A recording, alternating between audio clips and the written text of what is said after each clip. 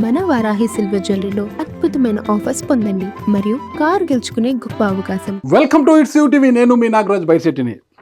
2024 ఎన్నికల తర్వాత 2029 ఎన్నికలపై అందరూ దృష్టి సారించారు. అయితే ఇక్కడ ఒకటే దృష్టి సారించడానికి కారణం డీలిమిటేషన్తో నియోజకవర్గాల పునర్విభజన జరిగి నియోజకవర్గాలు పెరిగితే చాలామంది ఆశాభావులకు, నా భాషలో చెప్పాలంటే రాజకీయ నిరుద్యోగులకు ఎక్కువగా అవకాశాలు వచ్చే అవకాశం ఉంటుంది. చాలామంది కూడా ఆ ఎన్నికలపై కన్నేశారు.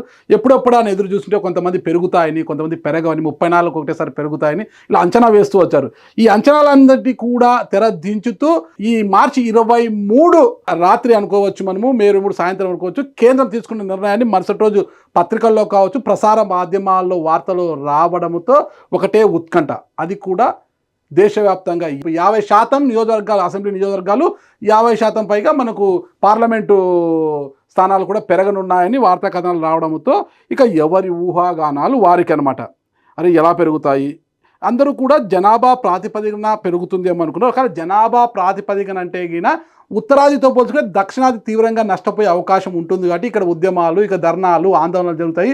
ప్రతిపక్షాల నుంచి తీవ్ర ఒత్తిడి వచ్చే అవకాశం ఉందని గ్రహించిన ఎన్డీఏ కూటమి ముందుగానే ఇదంతా గ్రహించి ఇవన్నీ పక్కన పెట్టి 2009లో ఏవైతే నియోజకవర్గాలు ఉన్నాయో వాటిలో 50%, 50% పెంపు అని చాలా కూల్గా చెప్పేశారు. అంతేకాకుండా నియోజకవర్గాల విభజన అనేది జిల్లాకే పరిమితం చేసేలా కూడా అందులో పేర్కొనడం జరిగింది. అయితే ఏంటి అసలు ఇంకా దీని గురించి పార్లమెంట్లో బిల్లు ప్రవేశపెట్టలేదు, ఇంకా ఏమీ జరగలేదు. ఈ నేపథ్యంలోనే ఎవరి ఊహాగానాలు వాళ్ళకి ఎలా ఉండబోతోంది, నియోజకవర్గాల పునర్విభజన స్వరూపం ఎలా ఉండబోతోంది ఏంటి అని ఒక్కసారి మనం వాళ్ళు ప్రకటించిన ప్రకారం తీసుకుంటే ఇప్పటివరకు ప్రస్తుతం మనకు లోక్సభ తీసుకుంటే 543 స్థానాలు ఉండగా 273 పెరిగి 816 లోక్సభ స్థానాలు కాబోతున్నాయి. అందులో 33% మహిళల కంటే ఇక్కడ 270 మహిళలు కేటాయించనున్నారన్నమాట. అంటే ఇది జస్ట్ ఒక ఉజ్జాయింపుగా ఒక అంచనా మాత్రమే. ఇక అసెంబ్లీలు దేశవ్యాప్తంగా ఇప్పటి వరకు 4123 అసెంబ్లీ నియోజకవర్గాలు ఉంటే 2062 నియోజకవర్గాలు అంటే 50%తో 2062 నియోజకవర్గాలు పెరిగి 6155 ఈ సంఖ్య మారనుంది. 2042 స్థానాలు మహిళలు కేటాయించారు 33%తో.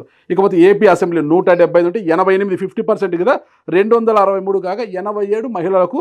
అలాగే ఏపీ లోక్సభ 25 నుంచి 13 పెరుగుతున్నాయి. 13 అయితే 38 అయితే మరో 13 వచ్చేసి మహిళలకు కేటాయించినట్లుగా మనకు వార్తలు వచ్చాయి. తెలంగాణ అసెంబ్లీ విషయానికి వచ్చేసరికి 119 అసెంబ్లీ స్థానాలు ప్రస్తుతం ఉండగా 50% అంటే 60 నియోజకవర్గాలు పెరిగి 179కి అది చేరుకొని ఉన్నాయి. అందులో 60 మహిళలు కేటాయించినారు. ఇక తెలంగాణ లోక్సభ ఇప్పుడు ప్రస్తుతం 17 పార్లమెంట్ స్థానాలకు 9 పెరిగి 26 కానున్నాయి. ఇక తెలంగాణ, ఆంధ్రప్రదేశ్ ఇవన్నీ పక్కన పెడితే ముఖ్యంగా అనంతపురం జిల్లాలో ఒకటే ఉత్కంఠ. అనంతపురం జిల్లాలో అసలు ఏం జరగనుంది, అసలుకి అనంతపురం జిల్లాలో 7 నియోజకవర్గాలు పెరగనున్నాయని మరికొంతమంది లేదు 6 పెరగనున్నాయి. ఎవరి స్వరూపం వాళ్ళు చేసేసుకుంటారంట. కొత్త నియోజకవర్గాలు ఎలా అనుకుంటున్నారన్న పూర్తి వివరాలు తెలుసుకోవడానికి తోపుదుర్తి ప్రకాష్ రెడ్డి గారు ఇక్కడే ఉన్న ఆయన అడుగు తెలుసుకుంటాం. డీలిమిటేషన్తో నియోజకవర్గాల పెంపుని మీ పార్టీ ఆహ్వానించింది. నిన్నటి రోజు మీ నాయకుడు జగన్మోహన్ రెడ్డి గారు కూడా అన్నారంట, దీన్ని మనము ఆహ్వానించదగ్గ విషయము, నియోజకవర్గాలు పెరుగుతున్నాయి, యువకులకు మనం పెద్దపీట వేస్తాము, ఇవన్నీ కూడా మనకి మంచి పరిణామాలు ఇవ్వన్నట్టుగా జగన్మోహన్ రెడ్డి గారు మాట్లాడు. మీరు కూడా కొద్దిగా ఉత్సాహంగానే ఉన్నట్టున్నారు. అంటే నియోజకవర్గాల పెంపుతో మీకు ఎందుకు ఉత్సాహం వస్తుంది అంటున్నారు మీ పార్టీకి? ఉత్సాహం కాదండి, ఇప్పుడు మీరు ఇందాక చెప్పినట్లుగా 50% సీట్లు అసెంబ్లీలో పెరుగుతాయి. అది స్టేట్ యూనిట్గా 175 నియోజకవర్గాల నుంచి 262, 263 నియోజకవర్గాలు అవుతాయి. సో ప్లస్ కేంద్రము ఇప్పటికే అన్ని రాజకీయ పార్టీలతో కూడా 50% పార్లమెంట్లోను 50% అసెంబ్లీస్లోనూ సీట్లు పెంపుదల పైన సూత్రప్రాయంగా అంగీకారం తీసుకున్నట్లు తెలుస్తోంది. ఇది దీనిపైన ఒక క్యాబినెట్ నిర్ణయం తీసుకోవడము, జాయింట్ పార్లమెంటరీ కమిటీ వేయడము, దాని తర్వాత డీలిమిటేషన్ కమిటీ వేయడం, ఇవన్నీ జరగడానికి కనీసం 1 సంవత్సరం కాలం పడుతుంది.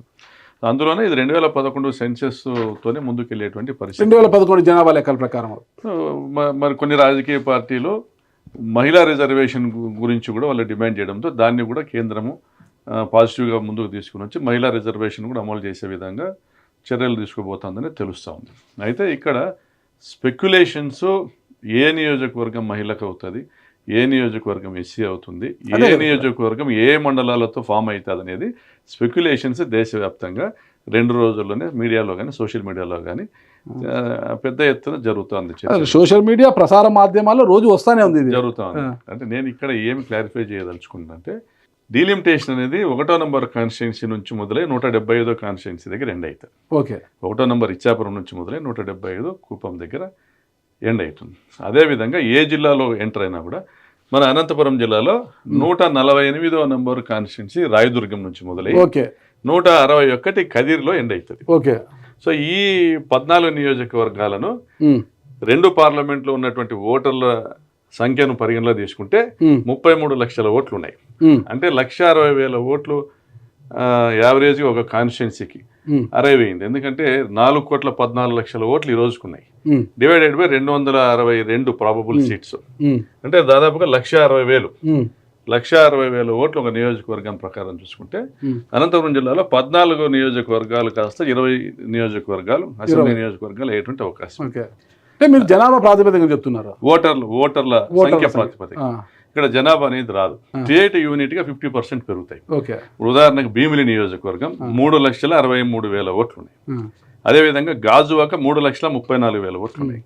అదేవిధంగా పాణ్యం 3,32,000 ఉన్నాయి. మా దగ్గర అనంతపురం నియోజకవర్గం 2,83,000 ఉన్నాయి. రాయదుర్గం 2,80,000 ఉన్నాయి. అంటే ఇవి యావరేజ్ ఉండాల్సిన 235 పైన ఉన్న నియోజకవర్గాలు చాలా ఉన్నాయి. సో అంటే highly populated or densely populated ఏరియాస్లో ఎక్కువ ఓటర్స్ ఒక నియోజకవర్గంలో ఉన్నటువంటి పరిస్థితులు ఉన్నటువంటి జిల్లాలు కొన్ని ఉన్నాయి. విశాఖపట్నం కావచ్చు, అదేవిధంగా కొంత ఈస్ట్ గోదావరి కావచ్చు, ఇప్పుడు కర్నూలులో పాణ్యం కావచ్చు, జిల్లా కేంద్రాలు ఉన్నటువంటి కర్నూలు కావచ్చు, అనంతపురం కావచ్చు ఇలా.